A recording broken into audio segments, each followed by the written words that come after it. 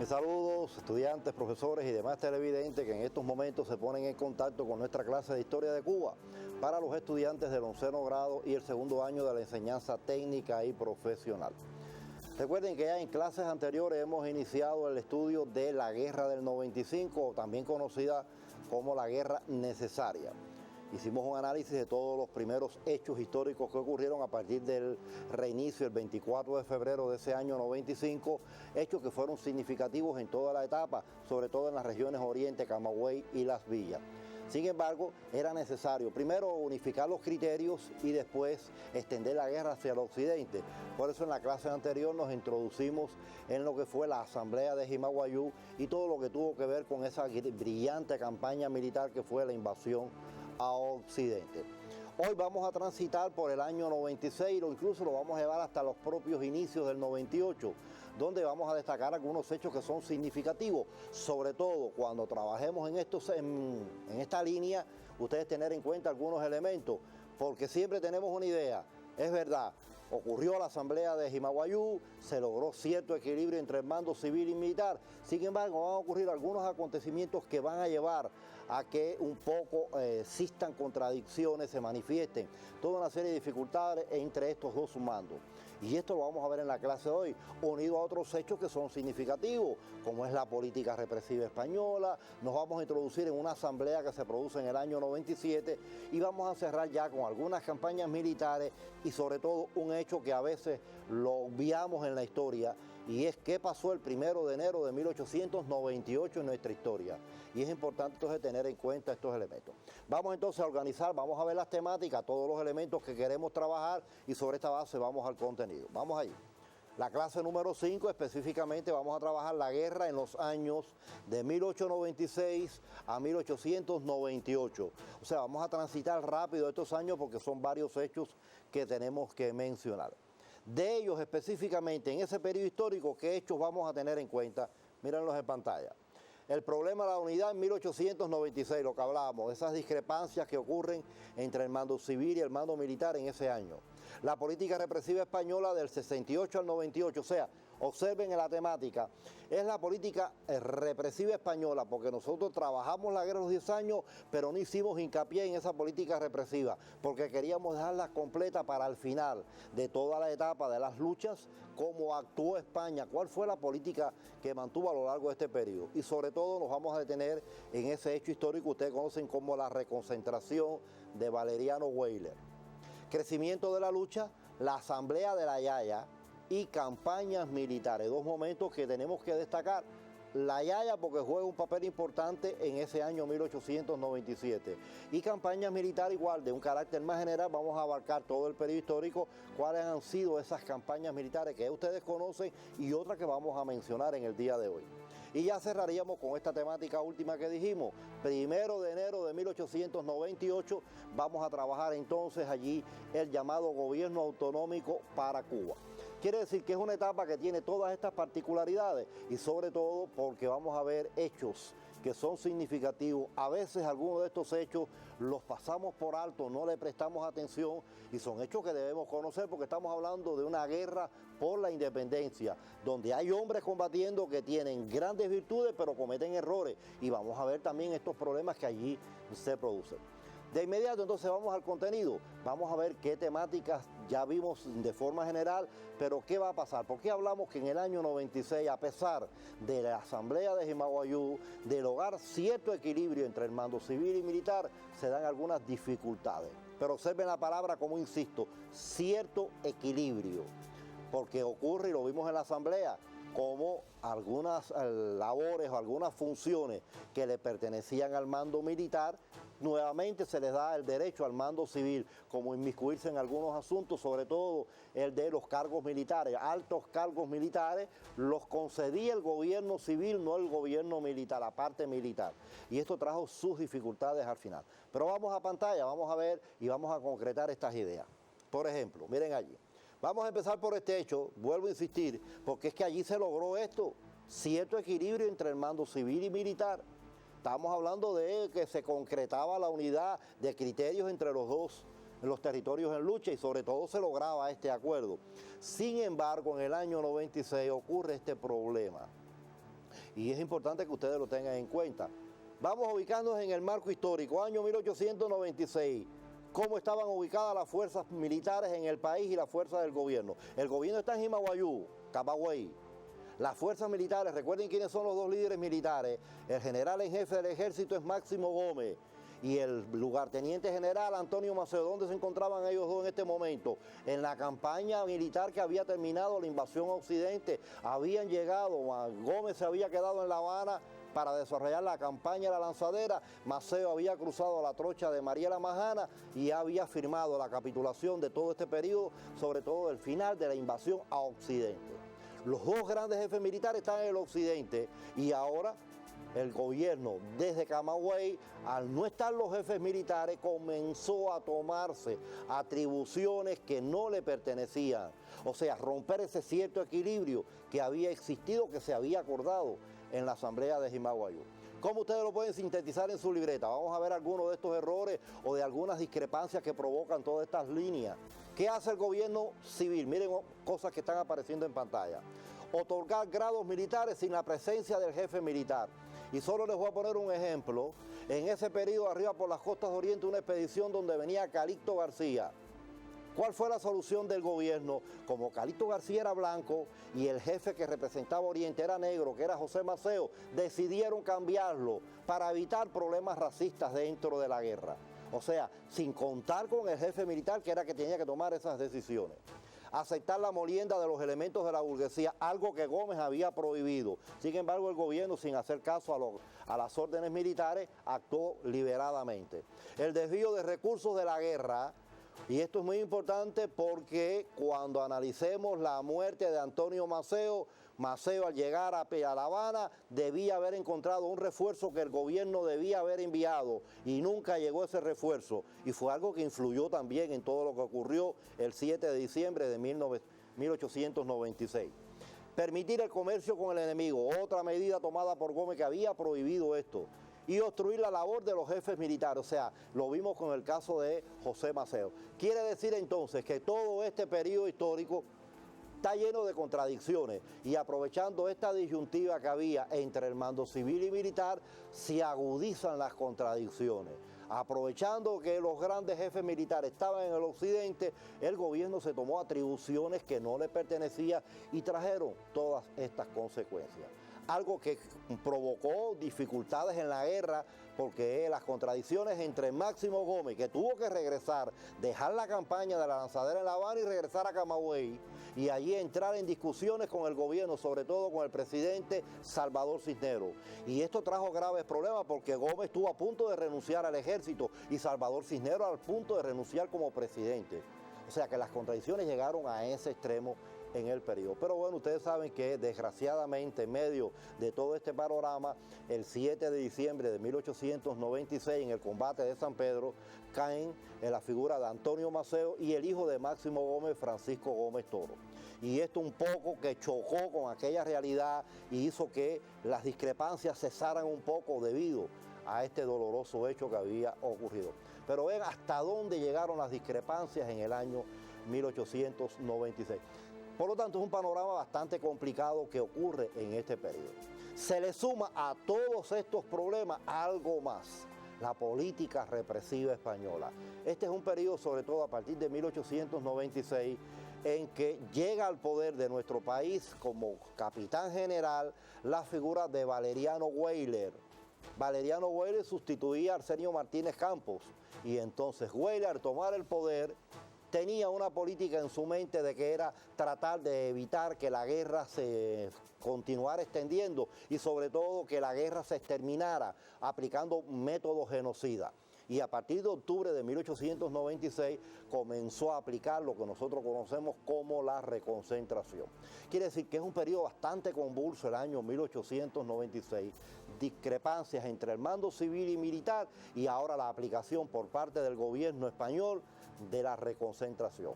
Pero bien, vamos a resumir la política española porque dijimos que íbamos a hacer un resumen de toda la política española, desde el inicio de la guerra de los 10 años hasta este momento, la actuación, esos momentos que no se nos puede olvidar en la memoria de la actuación española contra la independencia de Cuba. Vamos allí a pantalla. política represiva española. Yo les voy a poner ejemplos, van apareciendo en pantalla y ustedes tienen que ir completando. Fusilamientos, es una vía que utiliza España, conocido por ustedes, vamos ubicando en la Guerra de los 10 años, el fusilamiento de los estudiantes de medicina, algo que conocemos muy bien como política represiva. Las deportaciones, otra vía, deportaciones, recuerden Martí en 1871 cuando es deportado a España, primero prisión y después deportado a España. El encarcelamiento es una otra variante de la política represiva española.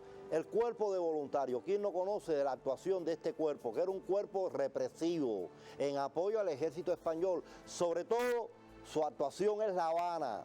Su actuación es en el occidente, que no se había incorporado a la guerra y actuaron deliberadamente con una política sangrienta contra la población, sobre todo contra la juventud habanera. Y hay hechos que ustedes conocen en 1869, el asalto al Palacio de Aldama, el Café del Louvre, el Teatro Villanueva, que son hechos vandálicos por parte del cuerpo voluntario contra los jóvenes habaneros. La creciente de Balmaceda, creo que es uno de los hechos más dolorosos de la guerra en esta política represiva española, porque Balmaceda, conde de Balmaceda, Blas Villate, que era su nombre, pero bueno, su título de nobleza era el conde de Balmaceda. Por lo tanto, al hecho histórico se le conoce como la creciente de Balmaceda. ¿Cuál era el objetivo de Balmaceda? Tratar por todos los medios de frenar la guerra, de concentrar todo el poderío español en la región oriental. Estamos hablando de 1869, concentrar todo el poderío español en la región oriental para evitar que la guerra se extendiera a otras localidades del país. Y allí aplica métodos bárbaros, métodos genocidas. Por eso se conoce como la creciente de Balmaceda, donde la actuación era con un objetivo, evitar que la guerra se extendiera y destruir al ejército libertador. Pero vamos a resumir esta idea. Miren cómo les puede quedar en su libreta, mírenlo allí. Política genocida aplicada en la región oriental con el objetivo de eliminar el apoyo al ejército libertador y evitar que la guerra se extendiera al resto del país. O sea, estamos hablando de un hecho histórico que golpeó la revolución, pero no la afectó porque ustedes saben que la guerra ya se había extendido en el año 68 a Camagüey y después en febrero del año 69 se había extendido a Las Villas. Quiere decir que fue un año, pero al final fracasa la creciente Balmaceda, que no llegó a su objetivo concreto. Pero continuamos y ahí viene la política de bienes embargados. Recuerden que quienes hicieron la guerra eran los terratenientes radicales, los que tenían propiedades, y España pensaba que quitándole las propiedades a todo el sospechoso que estuviera vinculado a la lucha, frenaría la guerra. Y bueno, el que yo les mencioné en la temática, la reconcentración de Weyler, que así se conoce en la historia. Cuando yo voy a hablar de la reconcentración de Weyler, lo primero que tengo que saber es esto: ¿qué objetivos tenía esta barbarie española, esta campaña que tuvo un marcado carácter genocida? Vayan viéndolos ahí, miren estos dos objetivos. El primero, impedir el apoyo de los campesinos al ejército libertador. Campesinos, ellos planteaban de que sacando a los campesinos de su vida, de su área, del campo, y reconcentrándolo en ciudades, evitaban el apoyo que tenía el ejército libertador en los campos cubanos, pero a su vez hacer fracasar con esto la revolución. Y se sitúan distintos puntos a lo largo del país, sobre todo en las ciudades, donde se reconcentraba, se sacaban a todos los campesinos de su área y los reconcentraban en la ciudad, sin importar las condiciones de vida y todo lo que allí ocurría. Y esto trae fatales consecuencias. Primero porque eran familias campesinas muy numerosas. Era una, diríamos nosotros, una particularidad de la época, que las familias campesinas tuvieran 10, 12, hasta 15 hijos, porque era parte de aquella vida. Estamos hablando del siglo XIX. Ustedes se imaginan esas familias campesinas reconcentradas en ciudades que a veces no conocían ni quienes vivían en la ciudad, o sea, no tenían vínculo con nadie en la ciudad, a vivir allí a como pudieran, una vida hacinada totalmente. Y esto provoca varias enfermedades, plagas y toda una serie de situaciones. Y a esto se le suma que es la etapa donde se destapa en Cuba la fiebre amarilla. Súmenme los dos elementos que provoca todo este fenómeno. Vamos a ver las consecuencias que trae esto para Cuba. Y miren las particularidades, incluso las consecuencias. Se aplicó a todo el país entre el periodo del 96 al 98. Recuerden que hablamos en octubre del 96. Comienzan a aplicarse los llamados bandos de reconcentración. O sea, los documentos que explicaban cuál era la política a seguir.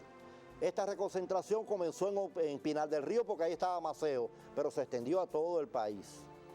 Grandes afectaciones económicas, lógico, destruyó toda la base económica, toda la industria azucarera, que fue la más dañada al sacar los campesinos de sus áreas, lógicamente la economía se vio afectada.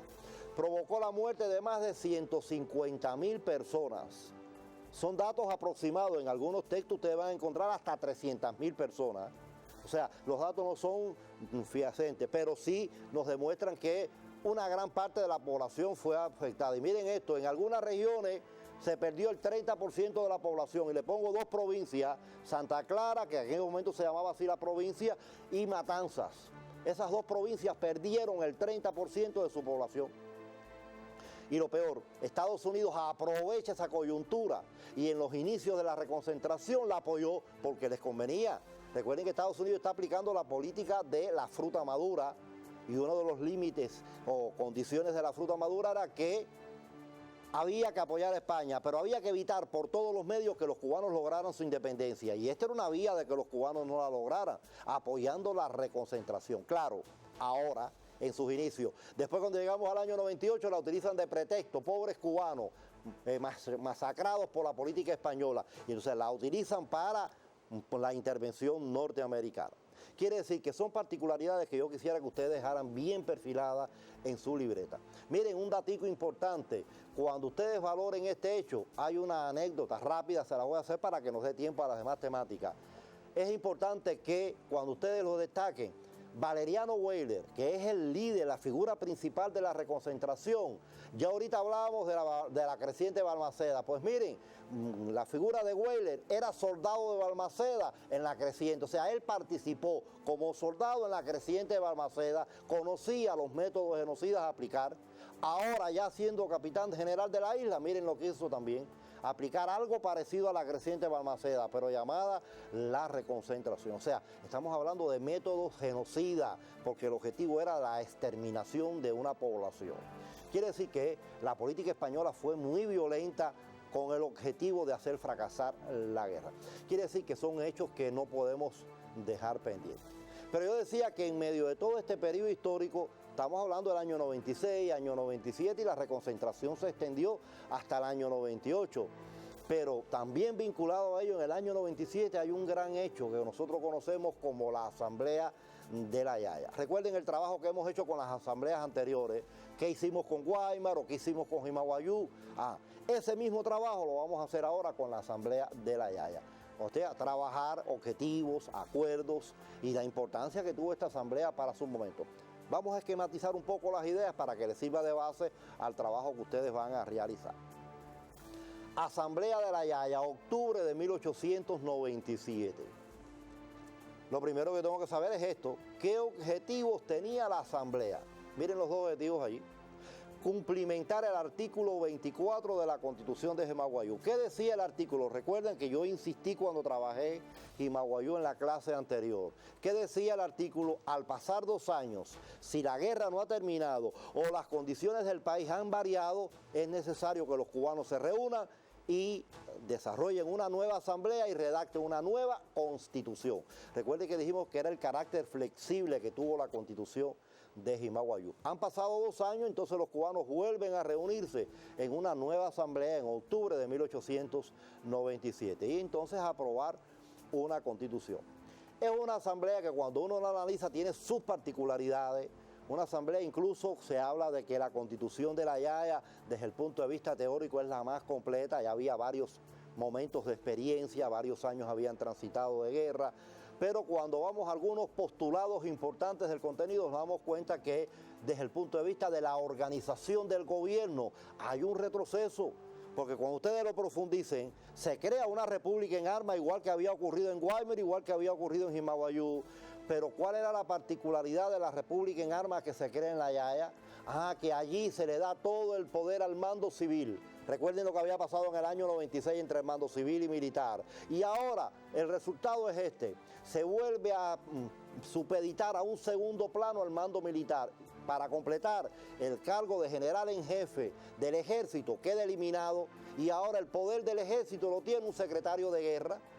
O sea, que el mando civil va a estar por encima nuevamente del mando militar. Y esto obstaculizaba la guerra de una manera u otra. Aunque en la práctica no importara que Gómez no tuviera su cargo, porque el Ejército Libertador siempre le siguió llamando el generalísimo. Y Gómez siguió siendo en la práctica la figura más importante del ejército. Pero vean que hay un retroceso en cuanto a la forma de gobierno. Y todo esto nos lleva lógicamente a llegar a conclusiones con relación a la Asamblea. Recuerden que allí se elige como presidente a Bartolomé Mazó y como vicepresidente a Domingo Méndez Capote, que los tienen en su libro, por eso no hemos hecho referencia. Este es un hecho muy importante, sobre todo la Constitución que fue aprobada el 29 de octubre. Recuerden que estamos hablando de la cuarta Constitución cubana, todos estamos claros en eso, ¿no? Guaymaro, Baraguá, Jimaguayú, y esta es la cuarta asamblea aprobada por los mambises en plena guerra. Y es importante que ustedes tengan en cuenta esta referencia. Pero no es solo la asamblea es para un poco caracterizar estos elementos. Hay otras cosas que pudiéramos trabajar. Vamos allí a pantalla. Miren los acuerdos rápido para que no haya problema con la yaya cuando ustedes puntualicen. Se aprobó la Constitución, ya dijimos 29 de octubre, se otorgaron diferentes cargos, ya dijimos que desde el punto de vista el presidente, el vicepresidente y el secretario de guerra, que al final es quien va a dirigir el gobierno. Y se convocaría a otra asamblea en nuevas situaciones. Y este acuerdo es muy importante porque ahora estamos hablando de octubre de 1897, pero yo ahorita, al final, en otro momento, vamos a hablar de noviembre de 1898. Y allí los cubanos se vuelven a reunir en Camagüey, pero en otra localidad, Santa Cruz del Sur. Pero no les voy a adelantar más, los voy a dejar ahí. Y esa es otra asamblea de la guerra, Santa Cruz del Sur. Pero, ¿por qué se hace Santa Cruz del Sur a un año después de la Yaya? Porque hay un acuerdo de la Yaya que decía que al variar las condiciones por determinadas razones había que reunirse otra vez. Mírenlo allí, se convocaría a otra asamblea ante nuevas situaciones históricas. Una nueva situación que es la intervención yanqui. Por lo tanto, tienen que reunirse los cubanos nuevamente. Esta es la asamblea. Pero seguimos. Yo decía que hay otras cosas que también quiero completar. Ahí están, campañas militares.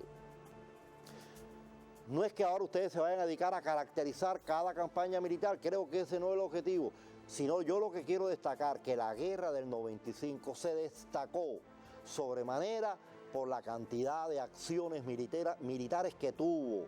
Claro, dos grandes personalidades, Antonio Maceo y el generalísimo Máximo Gómez, dos figuras principales en todo, pero se le incorpora ya después del 96 la figura de Calixto García. Por eso hay tantas campañas militares. Vamos a resumirlas, ahí están. Campaña de la Lanzadera, ya hemos hablado, 1896 en La Habana. Después de la invasión, Gómez se queda, mientras que Maceo sigue para Pinar del Río. Campaña en Occidente, Antonio Maceo en Pinar del Río.